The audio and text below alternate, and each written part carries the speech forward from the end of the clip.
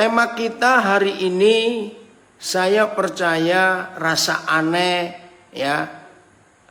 Kok bisa begitu ya? Mendustai Tuhan. Ya, temanya unik bukan?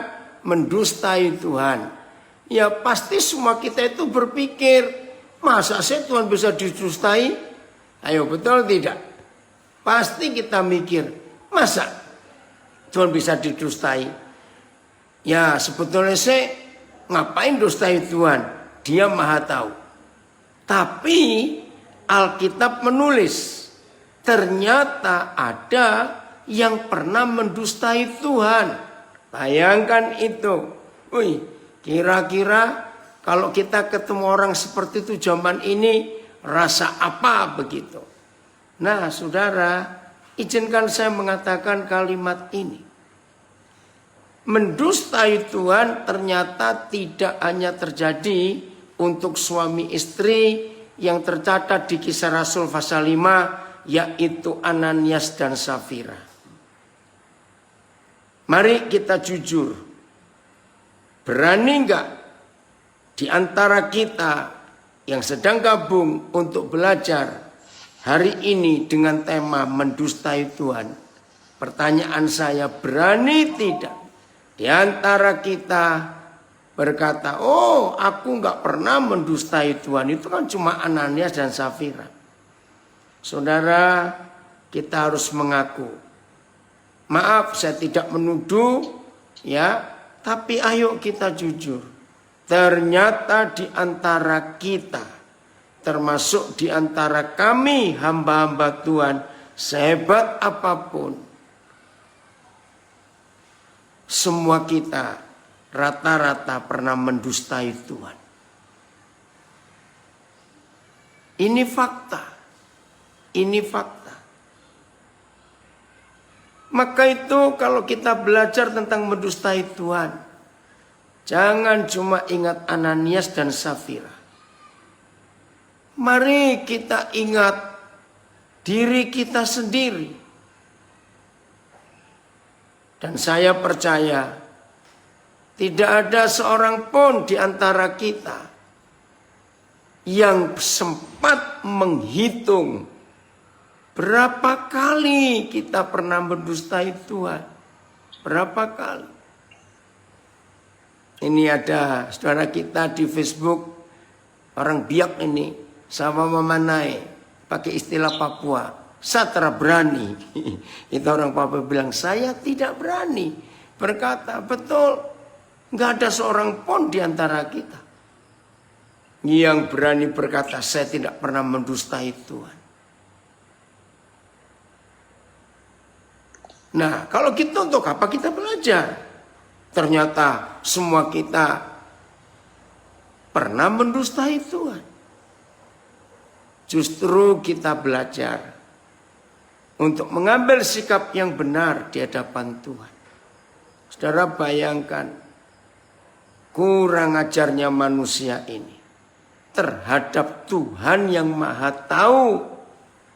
Kita berani berdusta. Ya. Hanya orang sombong yang berkata, oh aku sih nggak pernah mendustai Tuhan. Orang baik-baik kok. Aku aja tidak pernah nyakitin orang. Wih keren. Nah justru orang yang ngomong seperti itu, dia sedang mendustai Tuhan. Mana ada orang gak pernah salah. Nah itu orang sombong.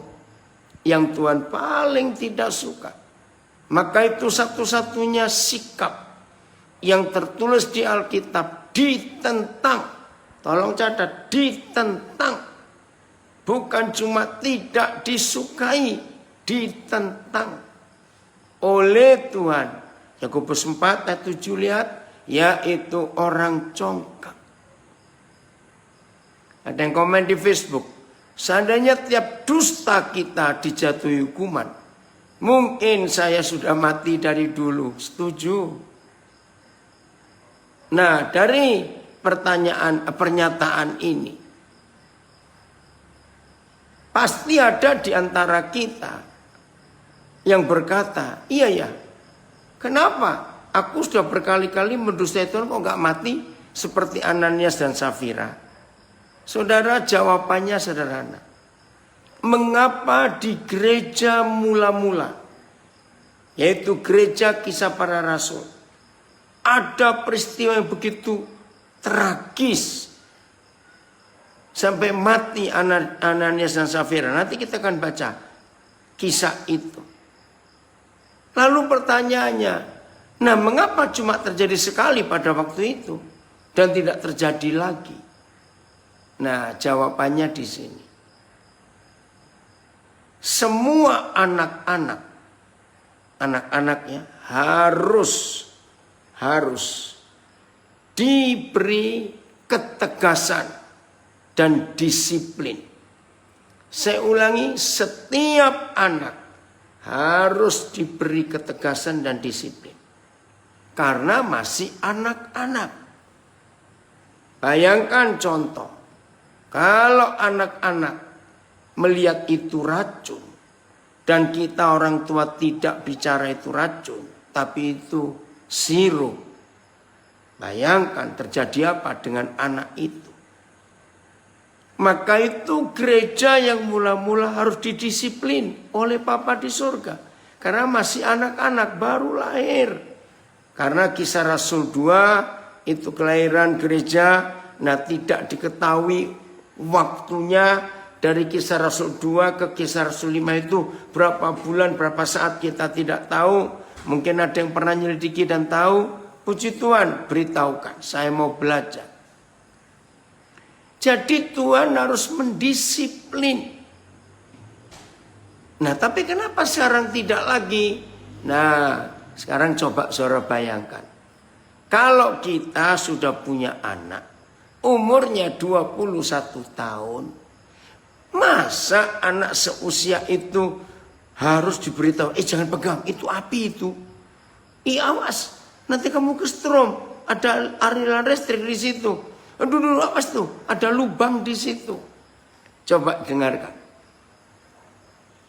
Pantas nggak kalau anak sudah umur 21 tahun masih harus didisiplin dan diberitahu apa itu yang bahaya dan apa itu yang tidak? Nah, mudah-mudahan dengan ilustrasi ini semua kita sadar.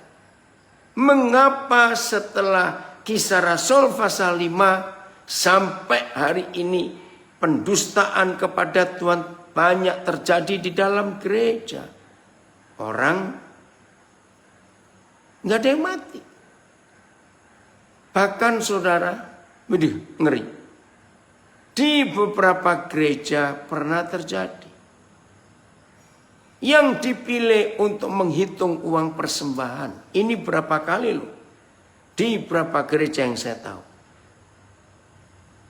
Tim pengurus yang dibentuk untuk menghitung persembahan berani mengambil uang yang dihitung. Bayangkan di dalam gereja.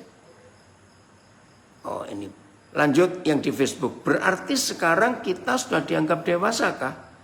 Tapi Tuhan kami masih perlu bimbinganmu. Oh kalau bimbingan pasti. Roh Kudus itu yang membimbing kita.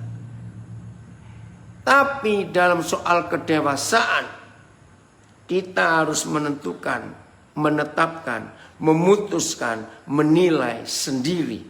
Itu tergantung kita. Kalau dibimbing pasti. Coba ya yang bertanya di Facebook ini, saudara baca Yohanes 16 ayat 13. Roh Kudus itu menuntun kita ke dalam seluruh kebenaran. Nah masalahnya, kita mau dituntun Tuhan atau tidak? Contoh ya, semua kita hafal, hampir semua kita hafal lagu pujian him atau pujian klasik dalam gereja. Tiap langkahku diatur oleh Tuhan dan tangan kasih-Nya memimpinku. Masih ingat ya lagu itu?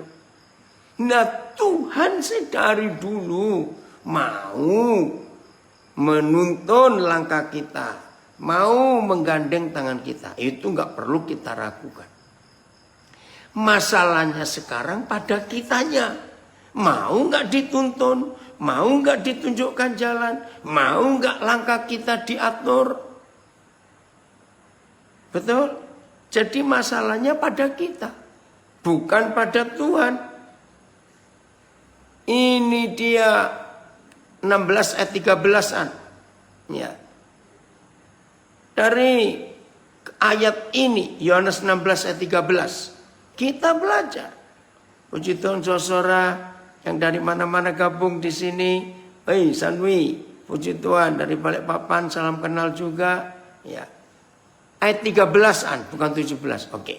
Dengar ya, Yohanes 16 ayat 13. Tetapi apabila ia datang, yaitu Roh kebenaran, ia akan memimpin kamu ke dalam seluruh kebenaran, memimpin kita ke dalam seluruh kebenaran, sebab ia tidak akan berkata-kata dari dirinya sendiri, tetapi segala sesuatu yang didengarnya, itulah yang akan dikatakannya, dan ia akan memberitakan kepadamu hal-hal yang akan datang.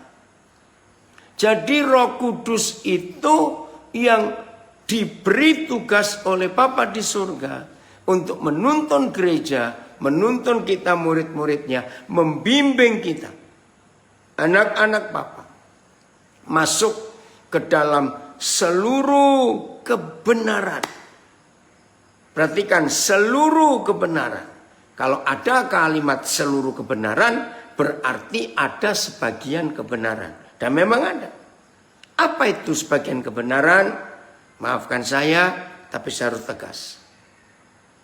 Yang disebut segala kebenaran, itulah firman Tuhan yang utuh, murni. Yang disebut sebagian kebenaran, itulah doktrin. Nah, ini bedanya.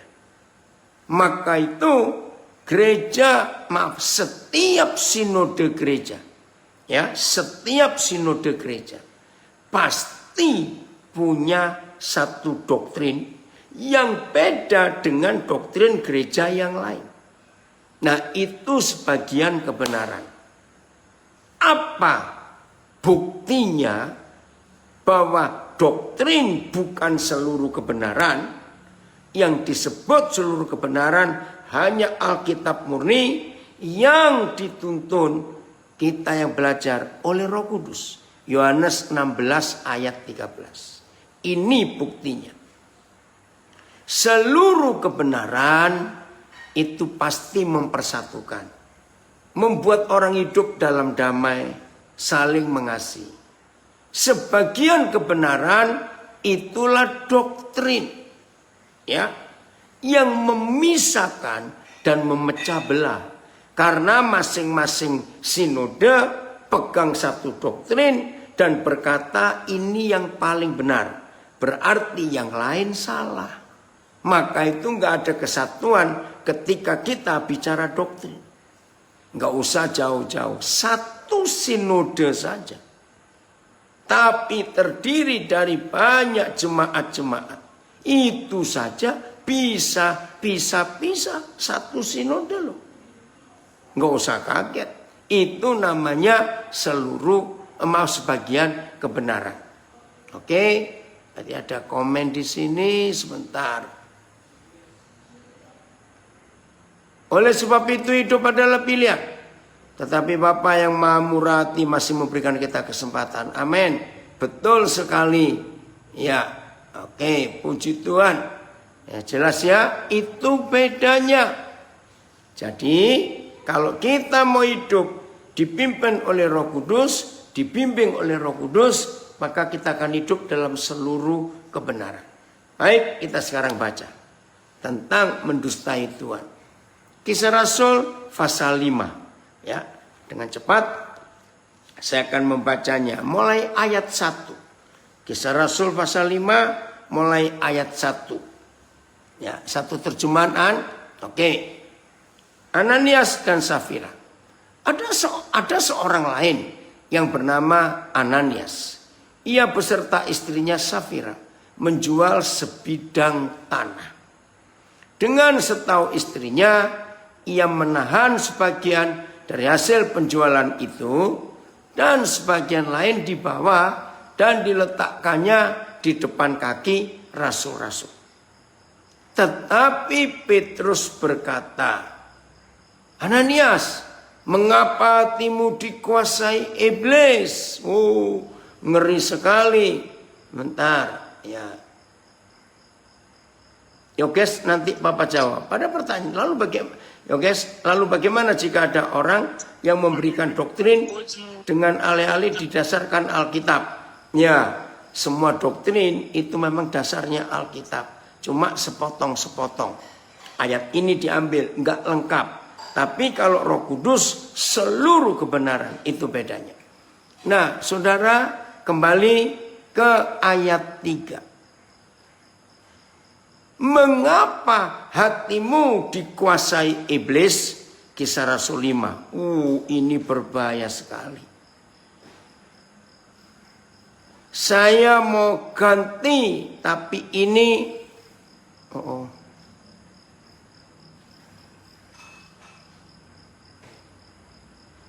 ya, saya mau ganti kata ini, tapi ini jelas karena Tuhan Yesus yang berkata. Tetapi Petrus berkata, Ananias, mengapa hatimu dikuasai uang? Uang. Jadi jelas sekali uang ini iblis, saudara. Karena Tuhan Yesus satu-satunya orang di jagat raya ini yang berkata uang itu setan. Itu hanya Tuhan Yesus. Maka itu yang berkata murid Yesus rajin ke gereja, tapi hatinya soal uang, aduh, pelitnya minta ampun. Itu dikuasai iblis. Ini suami istri lah. Nah, terus sehingga engkau mendustai Roh Kudus dan menahan sebagian dari hasil penjualan tanah itu. Saudara, kita lihat ayat 4. Padahal Petrus kan nggak tahu kalau suami istri itu mendustai Tuhan. Tapi karena Petrus dikuasai Roh Kudus, jadi dia tahu. Lihat ayat 4. Selama tanah itu tidak dijual, bukankah itu tetap kepunyaanmu? Dan setelah dijual, bukankah hasilnya itu tetap di dalam kuasamu? Pelan-pelan ya. Sebelum dijual, tetap milikmu. Setelah dijual pun tetap di dalam kuasamu. Saya suka memperhatikan kalimat ini. Ini yang Tuhan maksud dalam hidup kita. Mengapa orang kaya susah masuk surga? Saya mau jawab lewat Kisah Rasul 5 ayat 4. Yang Tuhan mau kita menguasai uang. Maka itu Petrus berkata, bukankah selama belum dijual dan sudah dijual, uang itu dalam kuasamu? Saudara, ini definisi orang pelit. Paling gampang. Balik saja. Murid Yesus, hamba Tuhan, yang tidak bisa menguasai uang, berarti dia dikuasai uang. Saya ulangi lagi ayat 4 ini luar biasa. Selama tanah itu tidak dijual, bukankah itu tetap kepunyaanmu? Sekarang gak usah bilang tanah, ya, harta yang ada di rekening saudara, harta yang ada di safety box bank-bank yang saudara percayai. Saya nggak tahu, saudara punya tabungan di berapa bank. Itu masih di dalam kuasa pemiliknya. Ya, jadi ini arti ayat 4. Terserah Nah, orang pelit itu dibalik. Bukan dia menguasai uang, tapi uang menguasai orang itu. Buktinya apa? Buktinya dia terlalu kuat pegang. Susah untuk berbagi, susah untuk mengeluarkan. Orang kaya yang susah masuk surga karena selalu melihat angka, saldonya. Oh, luar biasa. Terus ya, mengapa engkau merencanakan perbuatan itu dalam hatimu? Engkau bukan mendustai manusia, tetapi mendustai Tuhan. Betul. Ricky dari Bogor komen, banyak trik-trik licik. Betul, orang yang dikuasai uang licik hidupnya karena dia mempertahankan uang itu. Oke, sebelum kita lanjut, kita harus tahu, loh, peraturan dari mana orang yang punya tanah harus dijual? Kita buka Kisah Rasul pasal 4 ayat yang ke-32 ya sampai 37. Kisah Rasul 4 32 sampai 37. Nah, ini peraturan yang ada. Oke.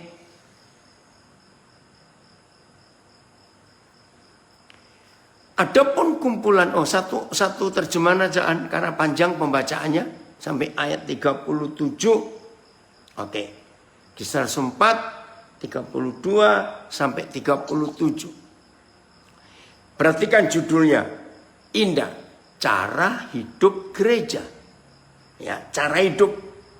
Nah, kalau ini cara hidup berarti peraturan hidup di dalam jemaat. Adapun kumpulan orang yang telah percaya itu, mereka sehati dan sejiwa.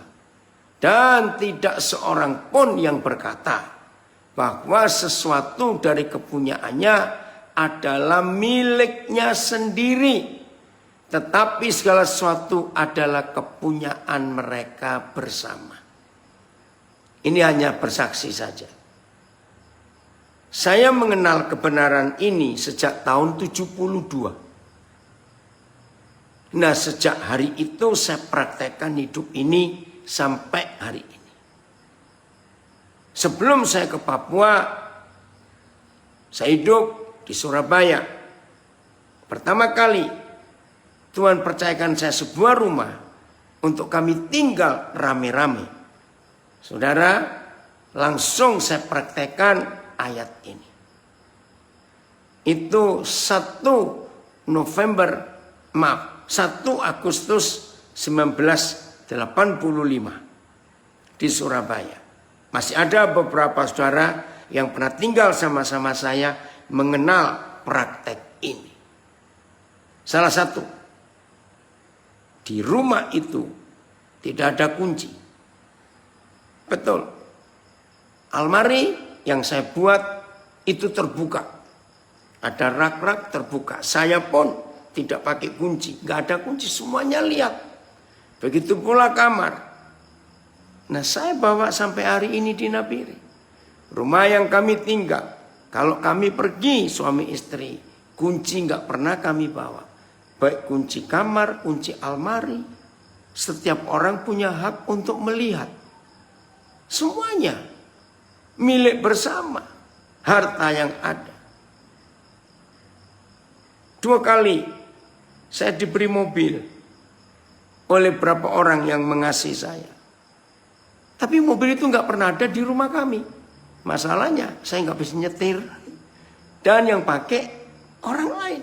Kalau kami perlu, baru kami minta dijemput. Apa saja, dapat berkat apa saja. Ayo kita bagi, kita miliki bersama-sama. Itu hidup gereja. Ya. Dan dengan kuasa yang besar, rasul-rasul memberi kesaksian tentang kebangkitan Tuhan Yesus. Dan mereka semua hidup dalam kasih karunia yang melimpah-limpah. Nah, mulai ayat 34 ini yang saya pakai 100% sampai hari ini. Saudara silakan tanya kepada beberapa orang yang pernah pergi dengan saya. Dan beberapa saudara bisa tanya yang tinggal di Nabire bersama-sama. Sebab tidak ada seorang pun yang berkekurangan di antara mereka. Ini yang luar biasa. Enggak ada yang berkekurangan. Kok bisa? Karena, lihat ini. Karena semua orang yang mempunyai tanah atau rumah. Artinya yang enggak kepake. Mungkin dulu untuk ya deposito atau apa. Yang enggak dipakai ya. Menjual kepunyaannya itu. Dan hasil penjualan itu mereka bawa. Dan mereka letakkan di depan kaki rasul-rasul. Lalu dibagi-bagikan kepada setiap orang. Nah, kata kuncinya di kalimat terakhir ini. Sesuai dengan keperluannya. Nyimpang dikit ya. Saudara pasti dengar nama Karl Marx, orang Jerman. Dia itu mahasiswa teologi, tapi kecewa dengan gereja.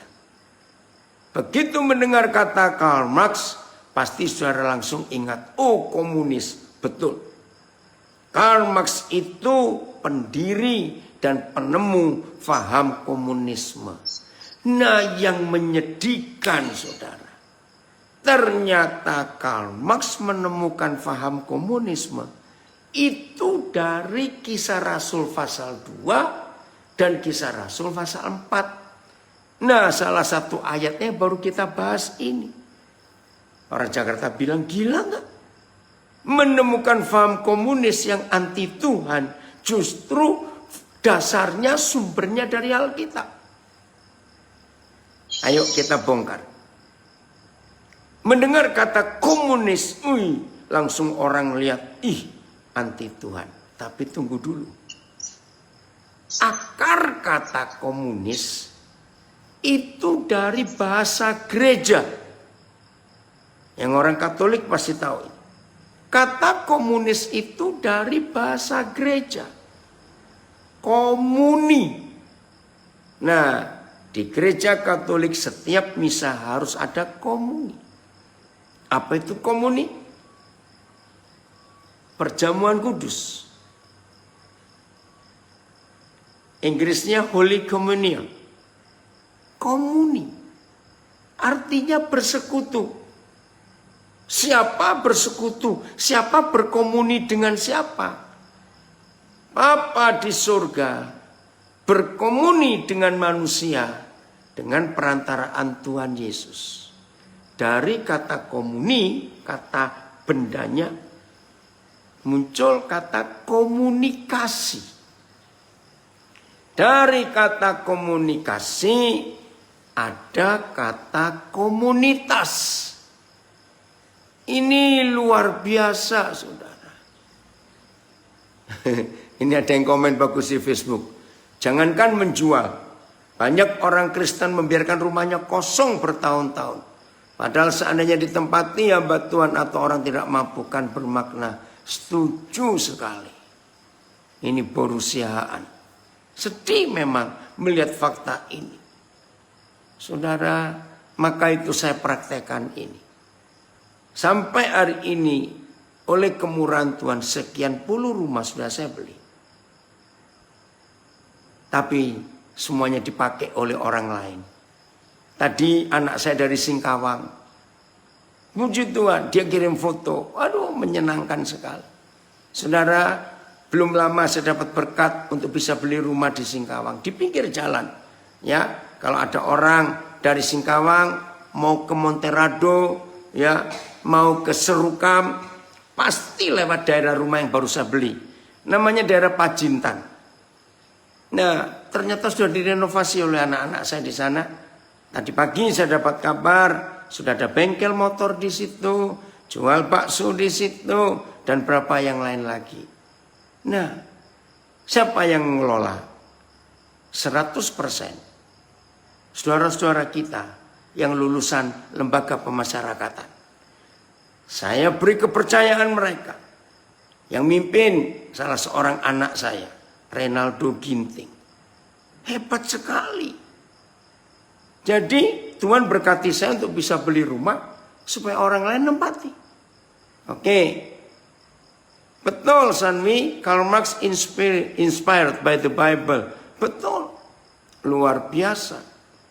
Komuni lulus baru bisa dibaptis. Betul. Jadi ajaran ini luar biasa. Komunitas, komunikasi. Betul. Oh, terima kasih Tuhan. Ini kebenaran yang kita harus tahu. Nah, bedanya komunis dengan gereja mula-mula di kalimat terakhir ayat 35. Lalu dibagi-bagikan kepada setiap orang sesuai dengan keperluannya. Ya, Kori, Kak Naldo, Love Borneo, oke.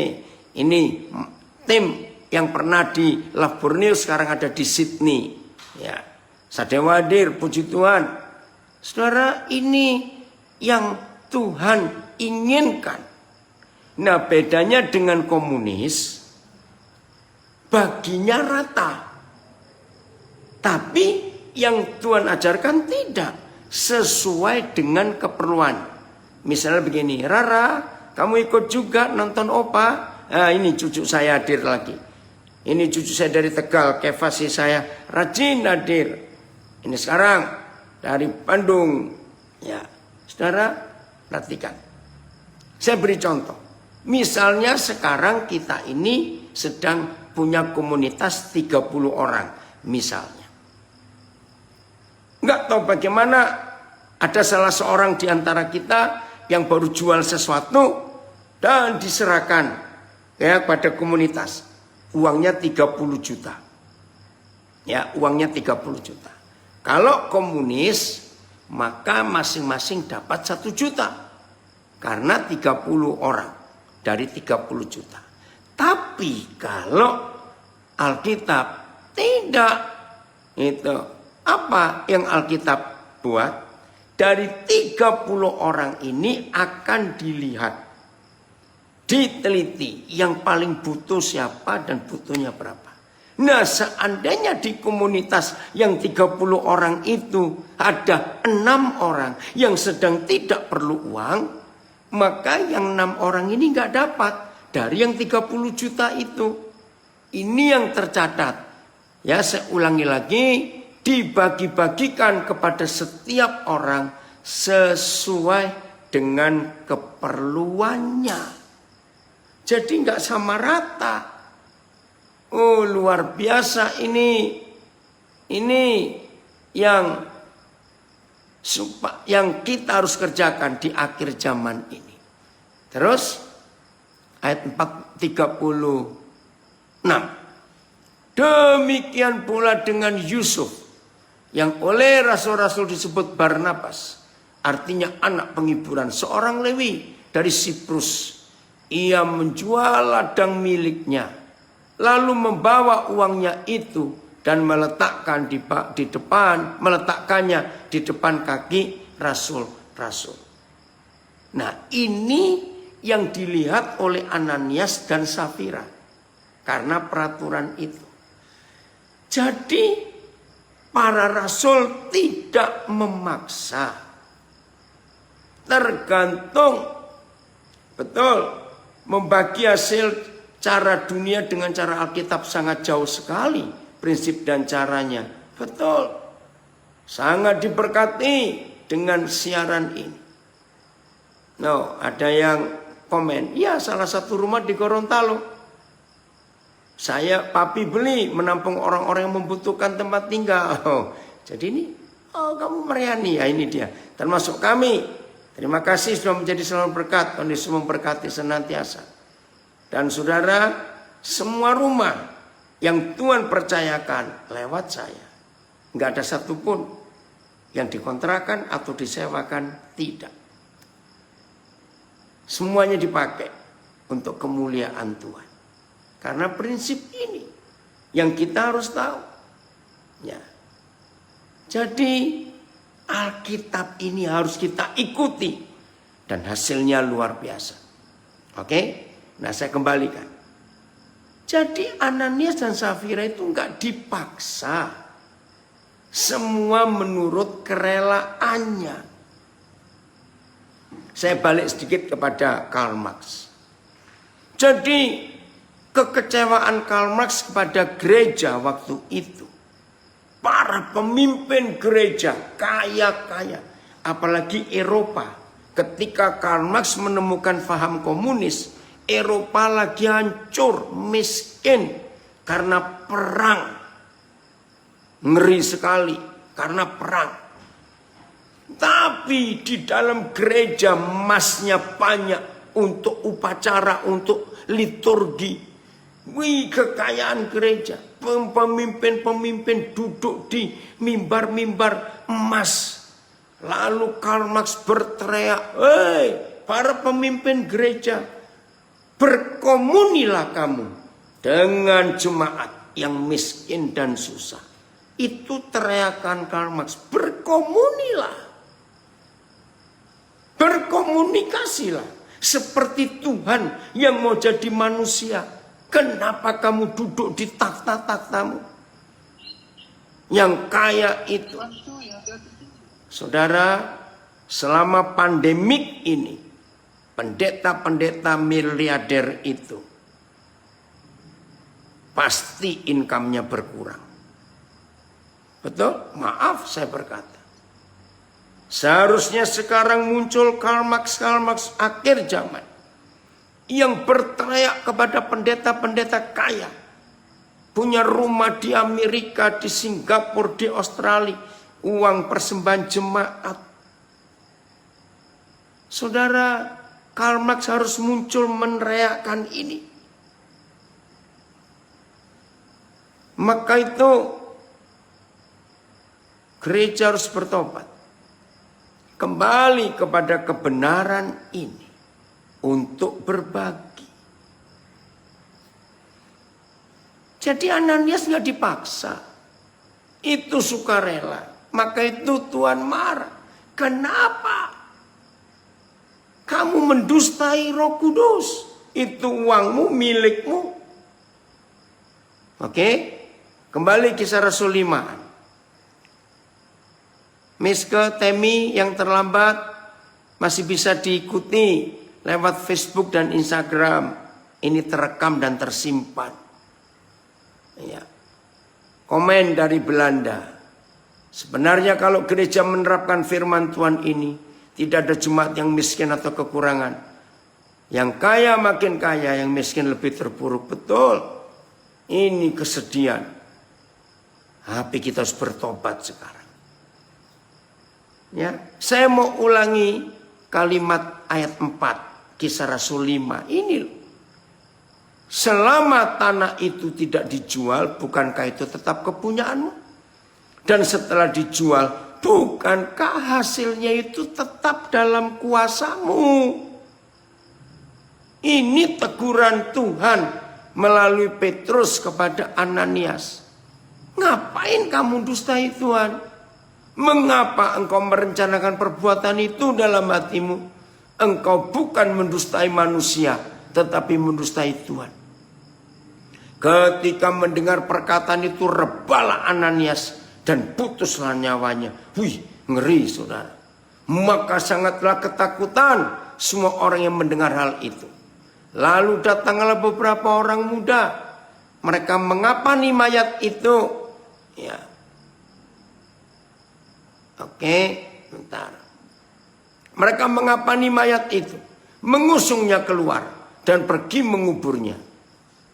Lihat ini loh, kalau suami istri walaupun rajin beribadah dan uang menguasai hidupnya, maka peristiwa ini terjadi. Kira-kira 3 jam kemudian masuklah istri Ananias, tetapi ia tidak tahu apa yang telah terjadi.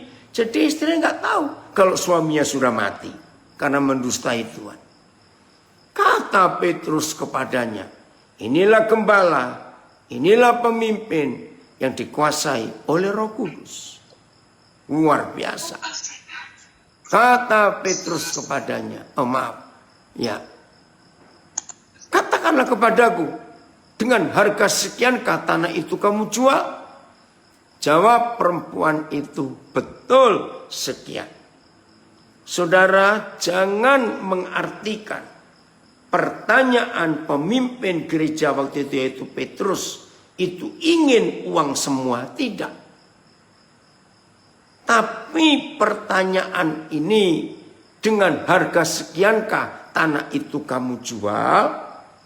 Maksudnya kamu jangan mendustai Tuhan lagi seperti suamimu itu. Dasar uang sudah menguasai mereka. Lagi sekali ayat 4. Selama tanah itu belum dijual dan hasil penjualan itu juga tetap milikmu, itu dalam kuasamu. Ya, saya suka kata ini, ayat 4 itu. Selama tanah itu tidak dijual, bukankah itu tetap kepunyaanmu? Dan setelah dijual, bukankah hasilnya itu tetap dalam kuasamu? Maka itu saudara, siapa menguasai siapa di hidup kita para hamba Tuhan dan murid Yesus? Ini pertanyaan penting. Terpujilah Tuhan kalau kita yang menguasai setan itu, bukan setan itu menguasai kita. Ada komen, ntar ya, ada malah hamba Tuhan terima bansos yang tidak tepat sasaran dari pemerintah, tapi tidak mau membagikannya pada yang kurang mampu. Jahat sekali. Malah orang yang dikatakan orang dunia, malah dia melimpahkannya. Oh, ampuni Tuhan. Ya. Anak saya komen, selalu papa bilang uang itu banyak bakteri kumannya. Jadi jangan dipegang lama, langsung dibagikan. Ya. Kalau dengar khotbah ini, kok merasa makin jauh. Gereja saat ini sudah berbelok dari track firman Tuhan. Betul. Maka itu perlu Karl Marx akhir zaman untuk menyuarakan ini. Konspirasi, betul. Ya. Oke, kita lanjut. Ayat 9. Betul sekian, kata Safira. Lalu kata Petrus, mengapa kamu berdua bersepakat untuk mencobai roh Tuhan? Lihatlah, orang-orang yang baru mengubur suamimu masih berdiri di depan pintu, dan mereka akan mengusung engkau juga keluar. Ngeri sekali. Lalu rebalah perempuan itu seketika itu juga di depan kaki Petrus, dan putuslah nyawanya. Ketika orang-orang muda itu masuk, mereka mendapati dia sudah mati. Lalu mereka mengusungnya keluar dan menguburnya di samping suaminya. Maka sangat ketakutanlah seluruh jemaat dan semua orang yang mendengar hal itu. Saudara, ayo hari ini kita mikirkan itu. Ini salah seorang anak saya gabung di Facebook. Tadi pagi dia telepon saya. Saudara, pelayanan kami di Nabire terus Tuhan perluas banyak. Nah, ini anak saya ini telepon tadi pagi. Ada lagi sebidang tanah yang dijual di Nabire. Ya, kami perlu untuk perluasan pelayanan. Nah, terus saya bilang, kamu yang nego, tanya bagaimana dengan urusan bank nanti itu. Perlu untuk perkembangan pelayanan ke depan ini. Ya. Saudara, mari kita belajar menjadi gereja Kisah Para Rasul. Gereja yang jadi berkat buat dunia ini. Jadi kehadiran kita itu harus menjadi wakil Tuhan. Apa itu gereja? Kalau gereja bisa kembali ke prinsip gereja Kisah Rasul 2 dan Kisah Rasul 4. Wih, gereja ini luar biasa. Coba saya baca dulu yang pasal 2-nya ya. Pasal 2-an mulai ayat 32. Kisah Rasul 2, mulai 41 sampai 47. Ya.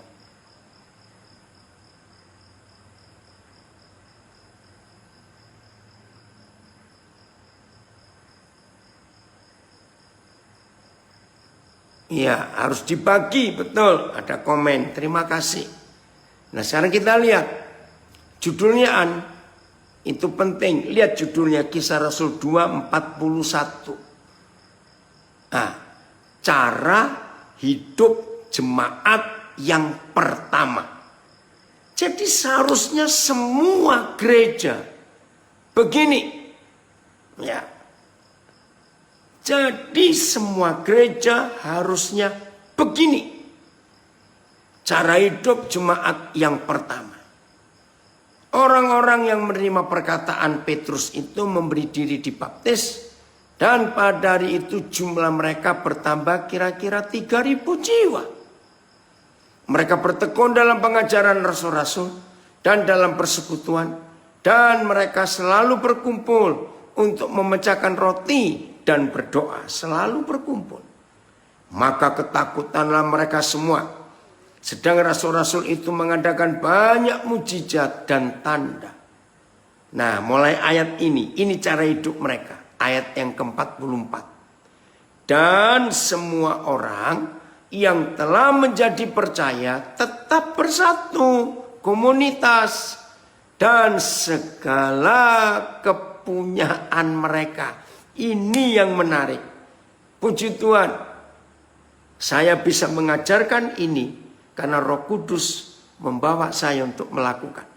Di Facebook gabung teman lama saya yang dari tahun 80-an, Pak Wilfred Sianipar. Ya, dengan dia kami satu kelompok tahun 70-an yang lalu belajar gereja yang mula-mula ini. Wilfred, terima kasih. Koden, kamu ada di sini. Ya. Dan itu saya lakukan sampai hari ini. Ini tadi ada contoh ya. Oke, saya baca. Ini anak saya yang di Jambi. Ya. Mana? Mana tadi? Oh ya. Jambi. Tadi sore juga anak saya di Jambi ini telepon. Tentang tanah di sebelah. Kami sedang urusan notaris untuk satu lokasi lagi yang baru terbeli. Lain sedang nego lagi untuk yang berikut. Saudara, Tuhan berkati bisa beli, tapi saya nggak pakai. Semuanya untuk kemuliaan Tuhan. Makasih Miss untuk ingatkan ini, ya, saudara. Maka itu kalau kita mau mengerjakan ini, itu Tuhan dipermuliakan. Ya, saya ulangi ayat 44. Dan semua orang, Kisah Rasul 2, dan semua orang yang telah menjadi percaya tetap bersatu. Dan segala kepunyaan mereka adalah kepunyaan bersama. Nggak ada yang milik pribadi. Tidak ada. Itu dipakai semua untuk pekerjaan Tuhan. Dan selalu ada dari mereka yang menjual harta miliknya. Maaf. Ya, yang menjual harta miliknya. Ini tanda angkat tangan bagaimana dikeluarkan. Bapak nggak bisa baca ini ayatnya. Ya, terima kasih. Saya ulangi 45. Dan selalu ada dari mereka yang menjual harta miliknya, lalu membagi-bagikannya kepada semua orang sesuai dengan keperluan masing-masing. Jadi Kisah Rasul 2 dan Kisah Rasul 4 Itu pola hidup gereja yang benar. Dengan bertekun dan dengan sehati, mereka berkumpul tiap-tiap hari dalam bait Tuhan. Mereka memecahkan roti di rumah masing-masing secara bergilir dan makan bersama-sama dengan gembira dan dengan tulus hati, sambil memuji Tuhan, dan mereka disukai semua orang. Dan tiap-tiap hari Yahweh menambah jumlah mereka dengan orang yang diselamatkan. Hebat sekali. Nah, saudara, kalau gereja melakukan prinsip ini dan tidak mendustai Tuhan, uang itu di tangan kita kok. Tergantung kita mau ngapain dengan uang itu. Maka itu saya mempraktekkan ini. Tahun ini tahun yang ke-49. Jadi hampir 49 tahun.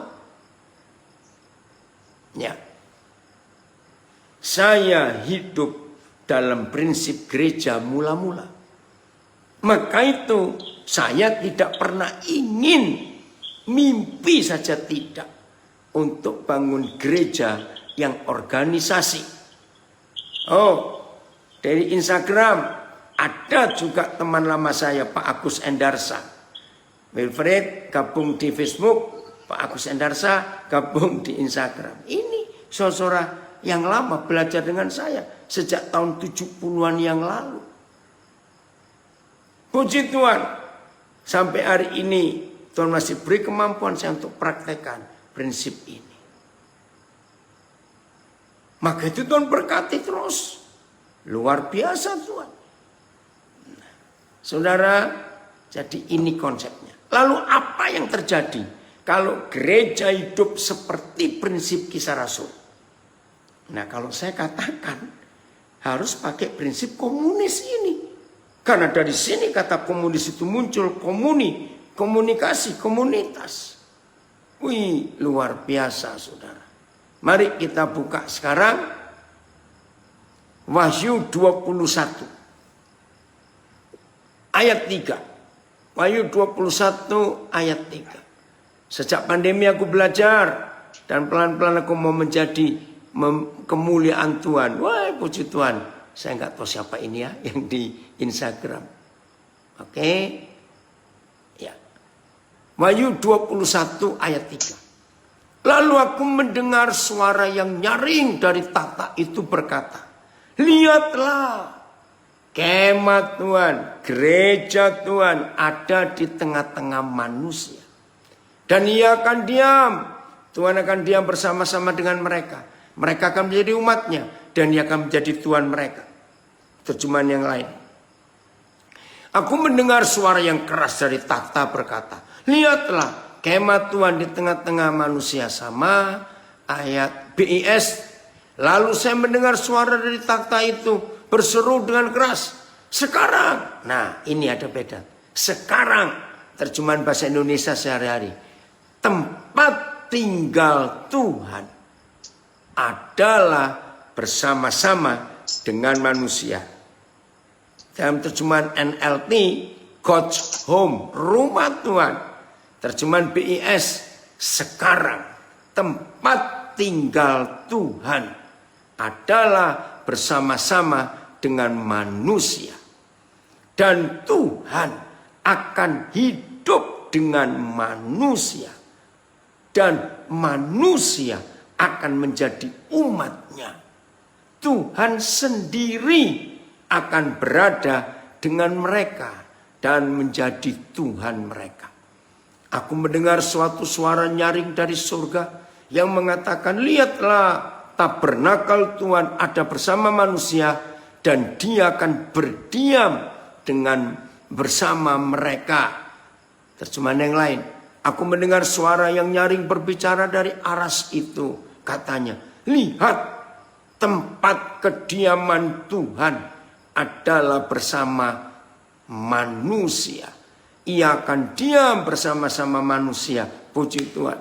Aku mendengar suara lantang dari takhta berkata, lihatlah, tempat kediaman Tuhan sekarang beserta manusia. Saudara, ini luar biasa. Jadi gereja, saya ulangi, gereja itu bukan gedung, bukan mimbar, alat musik, lampu sorot, maaf. Jangan kaget dan jangan marah kalau saya katakan kalimat ini. Salah satu yang Tuhan pakai dengan corona ini, salah satu, membuat gereja gedung yang megah dan wah tidak berfungsi. Saya ulangi, salah satu yang Tuhan pakai dengan corona ini, membuat gedung gereja yang megah dan mewah nggak bisa dipakai. Kenapa? Karena gereja-gereja yang megah dan mewah, lampu sorotnya aja sudah miliar, sound systemnya miliar, LED-nya nggak tahu berapa lagi. Padahal gereja itu harus seperti yang tertulis di Wahyu 21 ayat 3 ini. Bahwa tempat kediaman Tuhan itulah gereja, harus ada di tengah-tengah manusia. Tapi sekarang gereja menarik diri dari masyarakat banyak. Gereja jadi eksklusif. Uang-uang yang banyak itu hanya dipakai untuk renovasi, untuk maintenance, untuk nambah lampu. Apa itu? Interior gereja itu ratusan juta. Padahal orang lapar begitu banyak di sekitar gereja itu tinggal. Oh, luar biasa saudara. Biarlah pelajaran yang disampaikan hari ini bisa banyak yang menyontoh. Sebab perkataannya menetes seperti embun yang menyejukkan buat hati. Puji Tuhan. Ada lagi komen ini di Facebook. Bentar ya, saya akan baca. Sebentar, sudah kelewatan banyak. Sangat menyedihkan menemukan gereja yang membangun sekolah, tapi jemaat yang kurang mampu saja anaknya tidak bisa masuk sekolah di situ karena biayanya mahal sekali. Betul. Ya. Saya selalu bilang bahwa uang adalah setan. Semakin banyak uangnya di dalam dompet, semakin banyak setan yang kita simpan. Itu anak saya yang komen. Bentar, ini Ricky tadi. Oh, puji Tuhan, Julius. Jika saja ayat ini dijalani umat Tuhan, maka damailah umat Tuhan. Betul sekali. Iya. Terima kasih. Ini anak saya, Jane. Untuk pembelajaran ini kami jadi mengerti sekarang bagaimana menjadi gereja yang sesungguhnya. Betul. Ya. Ada yang tanya, maaf, apakah berarti corona ini juga ada dalam rencana Bapak supaya gereja kembali ke tujuan awal? Tidak. Corona itu dari setan, bukan dari Tuhan. Cuma Papa pakai. Ya. Oh, puji Tuhan, Naomi. Ya, ini belum bisa ke Australia, Brisbane kangen. Ya. Bisa lihat ini. Sayang ya lampu yang gergaji tidak dipakai untuk memberi makan banyak orang. Betul. Oke, sekarang ayat 4, ayat yang terakhir. Wahyu 21 ayat 4. Wih, ini dahsyat saudara. Kalau tidak ada seorang pun di antara kita yang berani mendustai Tuhan seperti Ananias dan Safira, saya ulangi, kalau saja tidak ada seorang pun di antara kita yang hari ini mengambil keputusan tidak akan mendustai Tuhan lagi, maka Wahyu 21 ayat 4 terjadi. Saya ulangi, terjadi. Apa itu? Dan ia akan menghapus ya segala air mata dari mata mereka. Kapan segala air mata dihapus? Kapan? Ketika Wahyu 21 ayat 3 terjadi.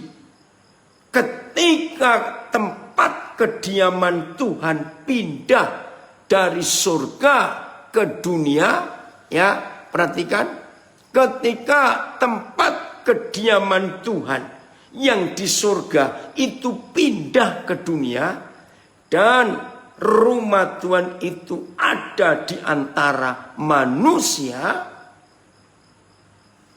bukan berarti kita nggak boleh punya uang kali ya. Yang penting jangan diperbudak. Oh, punya uang harus Ruth, tapi jangan disimpan sendiri. Ya, punya uang dibagikan, dipakai untuk memberkati banyak orang. Itu dia. Oke. Ketika rumah Tuhan sudah pindah dari surga ke dunia dan manusia tinggal bersama-sama Tuhan di rumahnya di dunia, maka terjadi ayat 4 Wahyu 21. Dan ia akan menghapus segala air mata dari mata mereka. Dan maut tidak akan ada lagi. Tidak akan ada lagi perkabungan atau ratap tangis atau duka cita. Sebab segala sesuatu yang lama itu telah berlalu. Saya sharing. Sampai hari ini saya belum pernah ketemu anak ini. Namanya Teguh Darsono. Dengar ya, saya nggak kenal. Suatu hari salah seorang anak saya ketemu Teguh Darsono ini tanpa sengaja di suatu acara. Nah, karena anak-anak saya sudah ajari untuk hidup dengan Roh Kudus. Kalau lihat orang, Tuhan bilang sesuatu, nyatakan. Nah, terus anak saya ini ngomong tentang apa yang dia rasa dengan hidupmu. Wih, anak saya ini kaget. Ternyata dia anak seorang janda di daerah pinggiran kota Semarang yang kerjanya cuma buruh cuci pakaian kotor tetangga-tetangga. Nah, anak ini sudah hampir di DO, drop out. Karena dia kasihan ibunya untuk kerja cuci pakaian hanya untuk biaya kuliah dia. Nah, gaji dia apalagi selama corona ini sudah nggak cukup untuk biaya dia kuliah. Tapi dia merasa bersalah kalau dia sampai putus kuliah. Serba bingung. Nah, dalam keadaan seperti itu dia ketemu anak saya. Nah, anak saya pun belum mampu. Maka itu dia cerita saya. Ringkas cerita saya hubungi anak itu. Saudara, begitu saya hubungi dia kaget. Nah, ketika saya buatkan dia buku tabungan Bank Mandiri. Saya nggak bisa tunjukkan, WA dia ke saya. Dia foto tabungan Bank Mandiri, bukunya atas nama dia. Kalimat yang keluar dari mulutnya buat saya kaget. Sebentar saya cek. Atau ada di HP saya yang ini, sebentar ya. Kalau ada itu, saya kaget membacanya, saudara. Kok bisa dia berkata seperti itu? Sebentar ya. Mudah-mudahan di HP ini. Oh, tidak ada. Nggak ada. Nah, dia berkata begini dengan foto itu. Hari ini saya dimanusiakan. Hah? Saya kaget. Masa? Cuma membuatkan tabungan aja dimanusiakan. Akhirnya dia berani balik ke kampus. Puji Tuhan, dia senang. Masih dapat kesempatan. Asal terakhir tanggal 26 Januari ini dia harus bayar. Dan awal Februari dia bisa lanjutkan untuk nyusun skripsinya. Saya nggak kenal dia, nggak ketemu orangnya sampai hari ini. Hanya lewat WA saja. Saudara, inilah tugas gereja. Menghapus air mata orang-orang yang tinggal di sekitar gereja itu. Jadi di mana ada gereja Tuhan di dunia, Wahyu 21 ayat 3, dan masing-masing anggota gereja berani menjual yang gak kepake, lalu dibagikan kepada semua orang yang memerlukannya sesuai dengan kebutuhannya. Dunia ini jadi seperti surga, saudara. Ini luar biasa. Maka itu ayo dalam hidup kita melakukan hal seperti ini. Saya masih ingat satu contoh lagi ya. Ini penting. 24 Desember. Ada orang mau ketemu saya. Di suatu tempat di Jakarta. Ternyata saya sudah sampai dengan anak saya. Ternyata dia terlambat. Nah, ya udah kalau gitu kami masuk. Dia bilang 30 menit. Ya udah, dengan anak saya masuk ini ke sebuah mall. Tiba-tiba saya lihat suatu tempat kopi, jual kopi tapi yang pakai kapsul itu. Nah, saya ingat anak saya ada yang perlu karena di kota dia tinggal nggak ada yang jual itu. Saya telepon, papa lagi di sini. Oh ya, tolong belikan yang ini. Saya masuk beli. Yang melayani Roh Kudus bicara, ini masalah kuliah lagi. Wih, dia kaget saudara. Nah, sejak awal Januari dia mulai masuk kuliah lagi karena tertunda. Selama pandemik ini gaji dia kurang sampai hampir 70% karena toko sepi. Nah, itu contohnya dia nggak bisa menangis lagi karena dia bisa lanjutkan kuliahnya. Jadi mulai hari ini saudara, jangan mendustai Tuhan. Kalau Tuhan berkati kita, ayo kita bagi. Belajarlah berkata cukup. Tuhan nggak akan biarkan kita kekurangan. Jadi di mana ada gereja Tuhan, maka orang-orang di sekitar gereja itu nggak bisa menangis lagi. Maka itu sejak tahun 70-an saya pertama kali tahu rahasia Wahyu 21. Ini saya punya keputusan. Kalau ada orang mati bunuh diri, maka yang patut dan wajib disalahkan adalah murid Yesus, orang Kristen yang paling dekat dengan rumah korban. Loh, kenapa? Karena selama korban itu hidup, dia nggak pernah tahu kalau di dekat rumahnya ada jalan keluar, ada pertolongan. Setuju ya? Ambil keputusan mulai hari ini. Jangan mendustai Tuhan. Ayo kalau kita punya berbagi. Dunia membutuhkan kasih Tuhan. Enggak cuma kita berdoa. Ya. Guten Tag, Caroline. Ini anak saya dari Frankfurt gabung. Tuhan Yesus memberkati kita semuanya. Ayo kita jadi pelaku firman. Ya, silakan saya kembalikan pada host.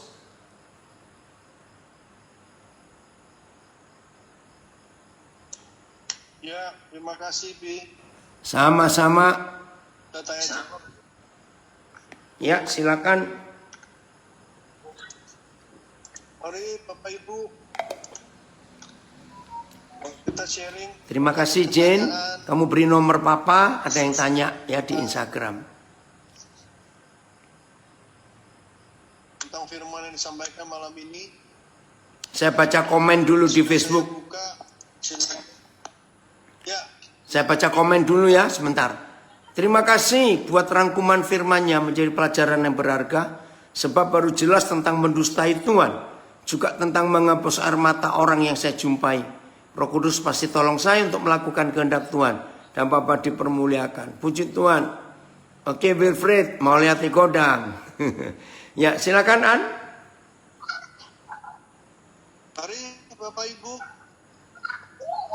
Ada pertanyaan dari yang kita bahas tentang jangan mendustai Tuhan. Yang diambil dari Kisah Rasul Pasal 5. dari Kisah Pasal 5. Dari Instagram ada yang mulai komen, saya juga mau ambil bagian untuk menghapus air mata orang. Wih, luar biasa. Dari Padang, Pak Sayuti Gasali. Wah, sudah lama nggak ketemu ini Sayuti. Puji Tuhan. Tuhan terus memakai.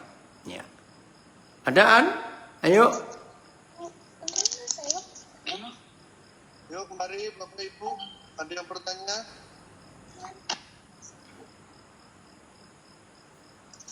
Mari Bapak Ibu. Ibu, kalian dari mana ini? Ada yang mau bertanya? Pak Herman? Yang di chatting nggak adaan, nggak perlu dibacakan apa? Papa nggak ngelihat. Belum ada. Cuma minta doa aja satu gereja di Malang.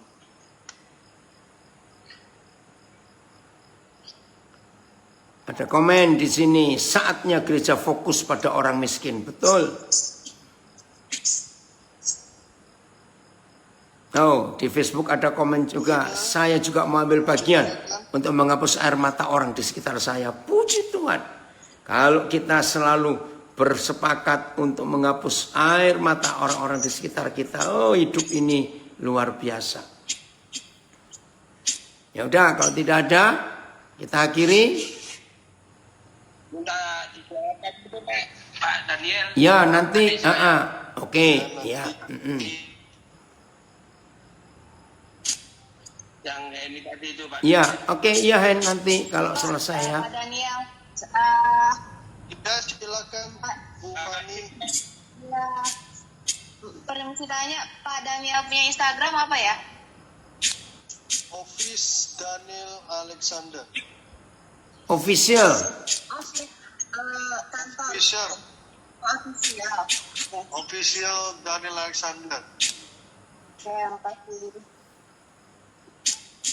Ini yang tadi rekamannya ada di Instagram juga. Ada di Facebook juga ada. Kalau di Facebook Daniel, Alexander namanya apa? Pembidik. tulis sajaan, tulis. Oke, makasih. Ya, Iya, ada penjelasan terhadap pembidik. Iya. Pembidik. Oke, saya ingat, makasih. Ti gak takut nanti. Halo jadi ini Bu Fani. Itu dari Banyuwangi, Ine. Ya, saya mau jawab. Saya Ya, begini Ine. Mendengar suara Roh Kudus, itu syaratnya cuma 2. Ya, mendengar suara Roh Kudus syaratnya cuma 2. 1, tidak pelit dan egois. 2, selalu nurut. Jadi kalau Tuhan tahu kita selalu nurut, maka Dia pasti bicara. Kalau Tuhan tahu kita tidak pelit, maka Tuhan pasti akan memakai kita. Jadi kesimpulannya, Tuhan tidak bisa bicara kepada orang pelit dan orang dablek. Itu aja. Ya.